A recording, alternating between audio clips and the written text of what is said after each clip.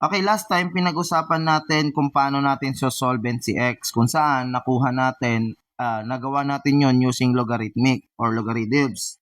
Now in this case, the problem that we are facing is paano naman natin may integrate yung 3 raised to x dx.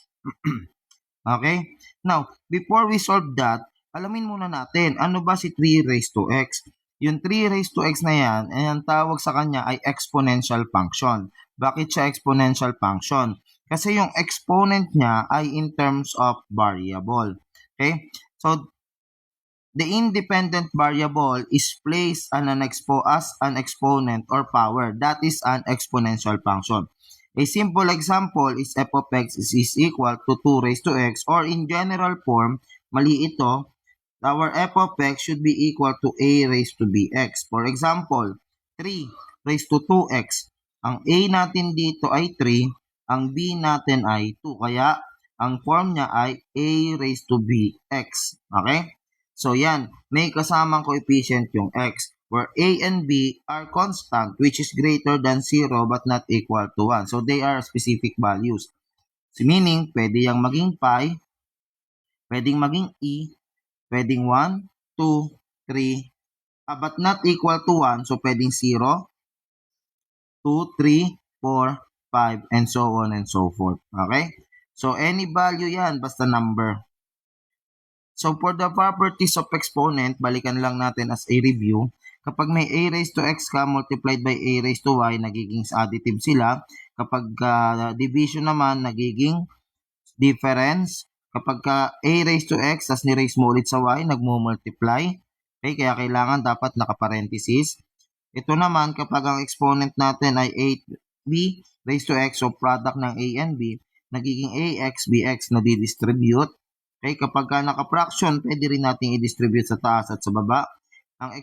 Ang value ng a raised to 0 or any number raised to 0 is always to 1. Basta ang exponent ng isang number or isang variable ay 0, that is equal to 1. Kapag negative ang exponent, nababaliktad ang position. Kung siya ay a raised to negative x, magiging 1 over a raised to positive x.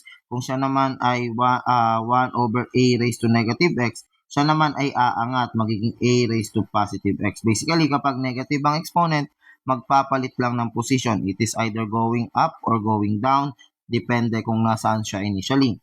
Kapag fractional, or radical yung meron tayo, kapag may root, let's say meron tayong 4th root of a cube, that can be rewritten as a raised to 3, 4. Yung nasa ilalim, ito yung root. Tapos yung nasa itaas, ito yung power natin. Okay? So that's the discussion for this.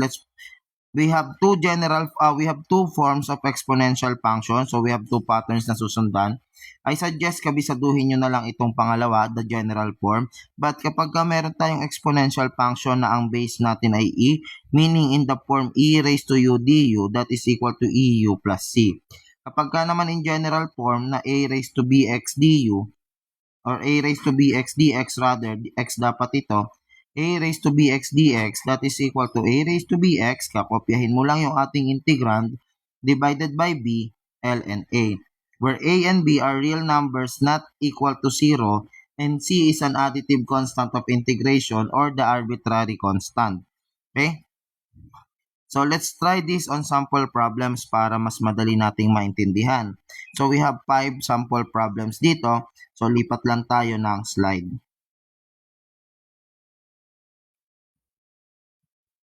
Okay, for problem number 1,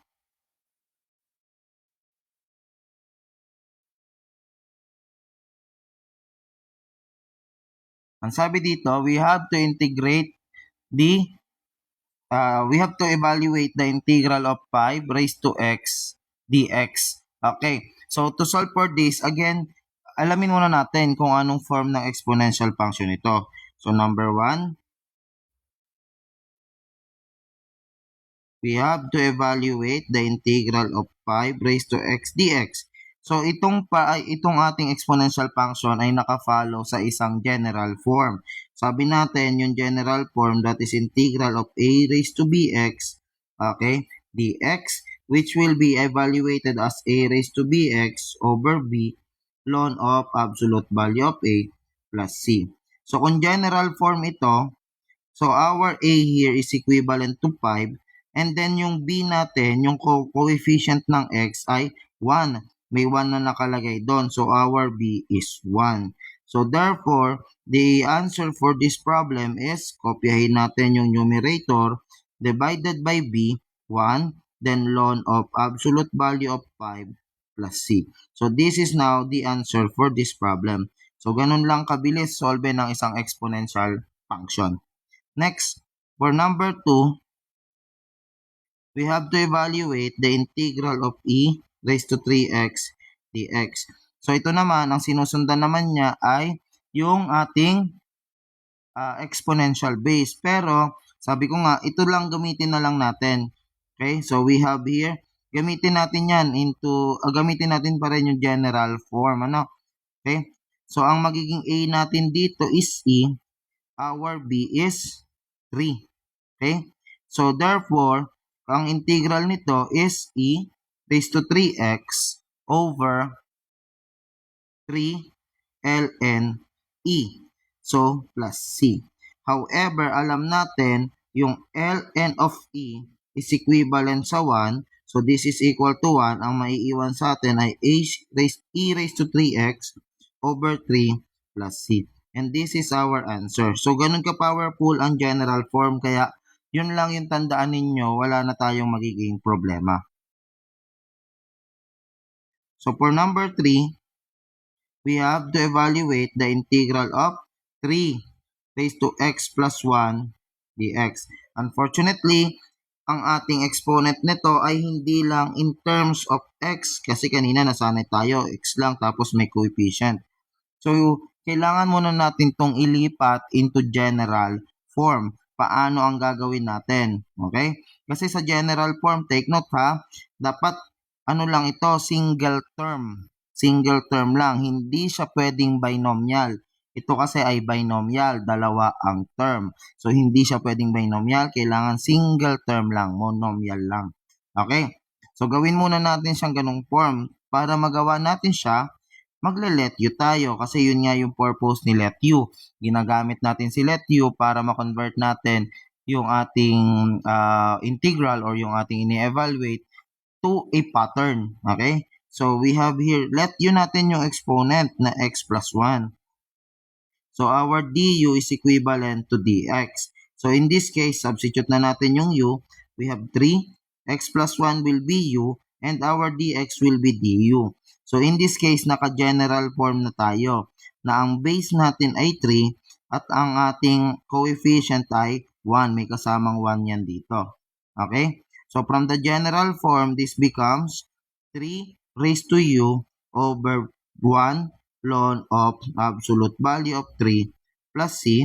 Then, substitute back the value of u. We have 3 raised to x plus 1 over ln of absolute value of 3 plus c. And this is now, my friends, is the answer for this problem. Okay? So, ganun lang kasimple.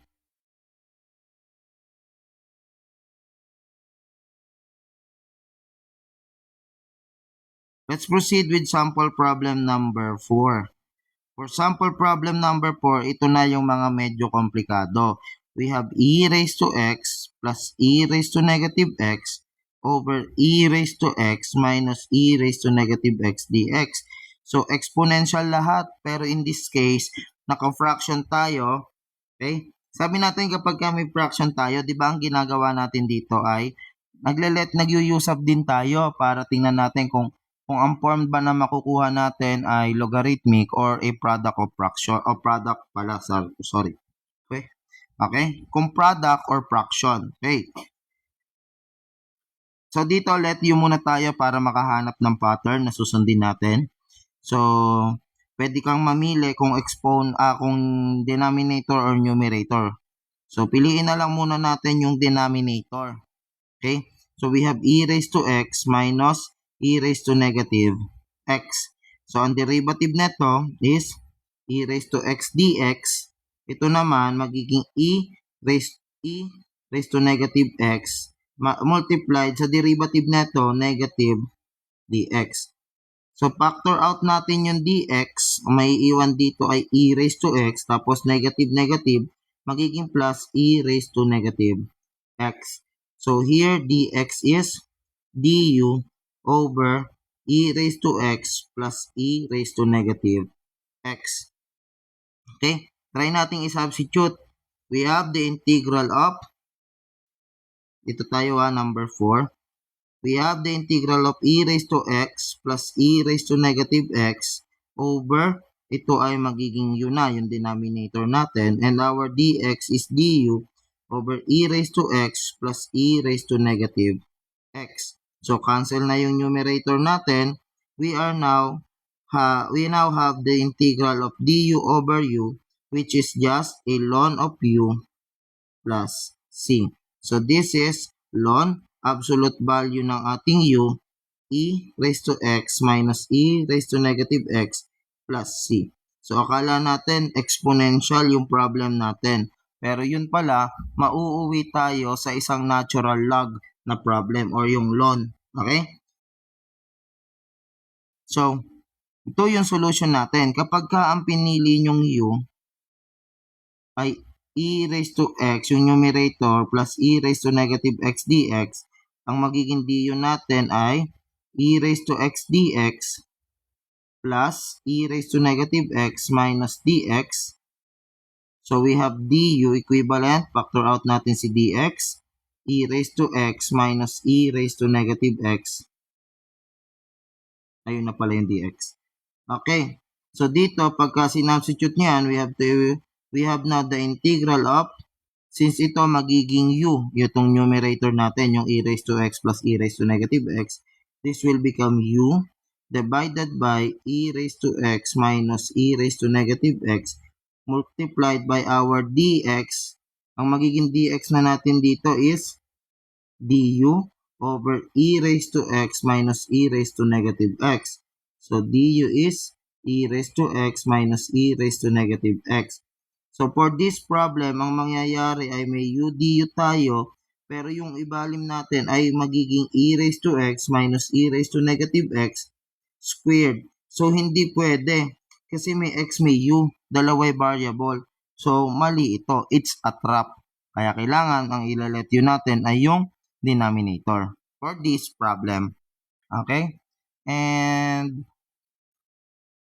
next problem tayo, number 5. So, we have to evaluate ngayon the integral of e raised to x plus e raised to negative x over e raised to x.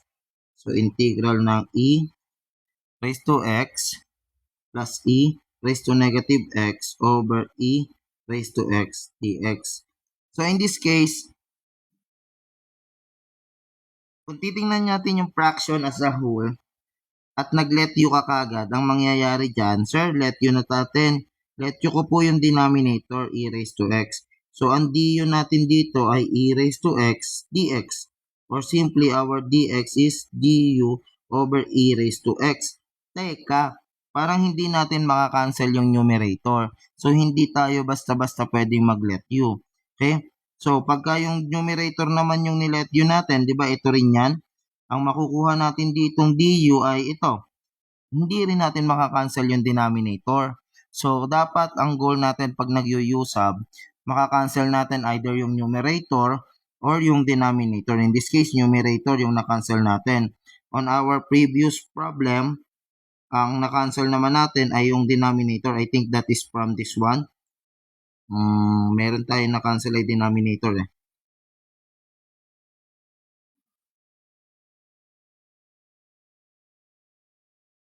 I think, ito.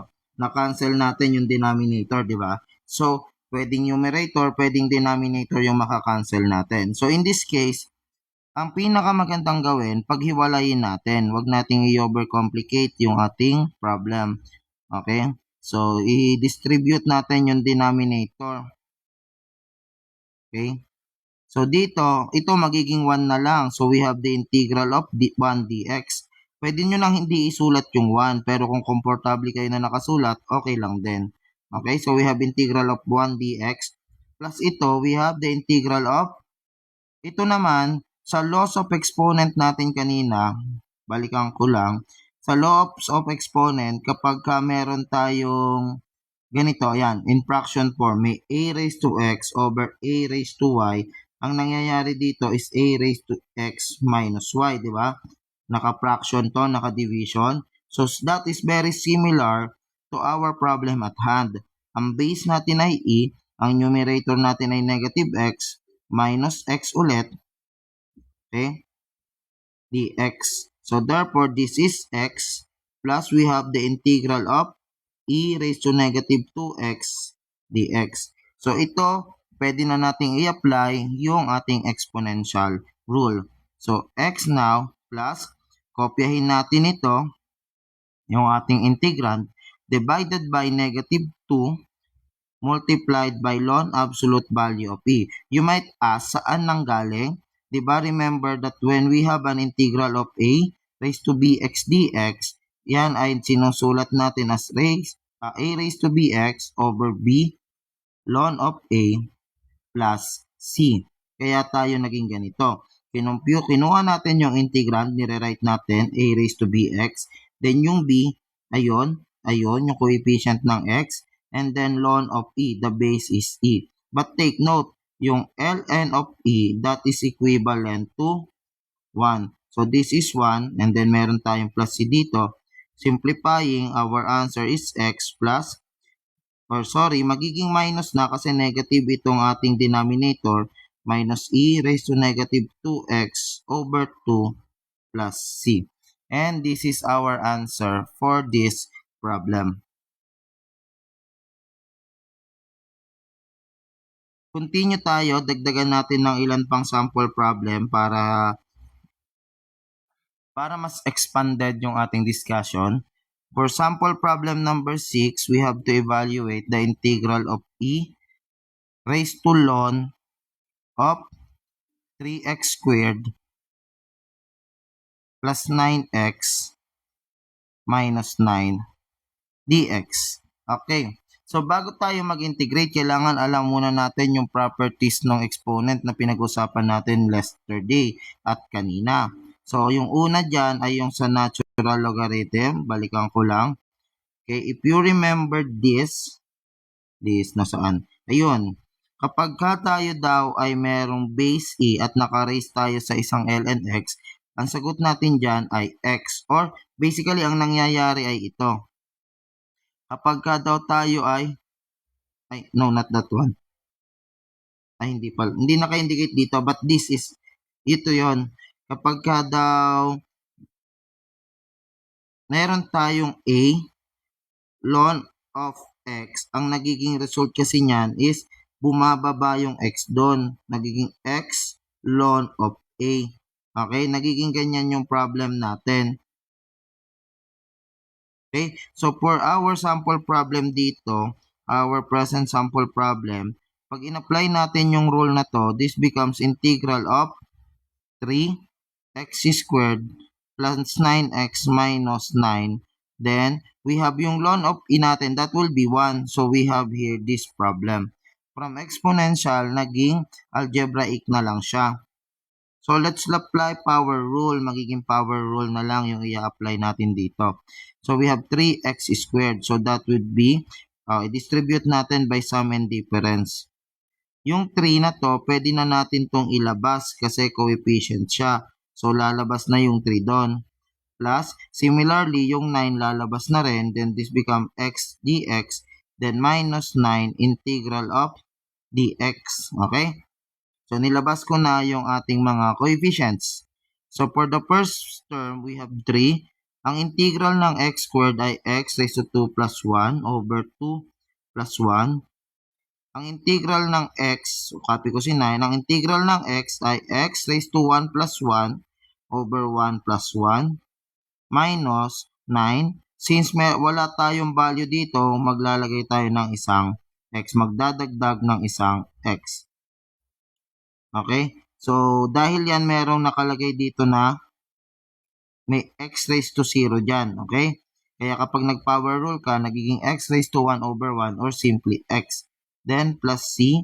Simplifying, this is 3, this is 3, ano?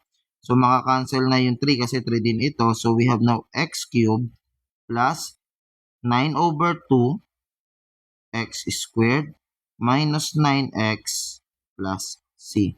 And this is our problem, answer rather. Now, take note dito sa property, kapag may base ika na naka-raise sa ln x, that is just equivalent to x. This is a property of logarithms,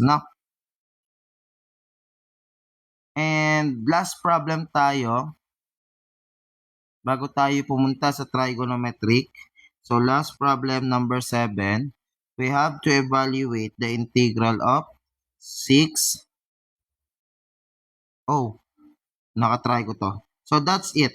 Okay? So, yung last problem ko pala ay nakatry ko at hindi pa tayo nag-discuss ng trigonometrics. Okay? So, that's it for now. Let's see each other again on the next topic.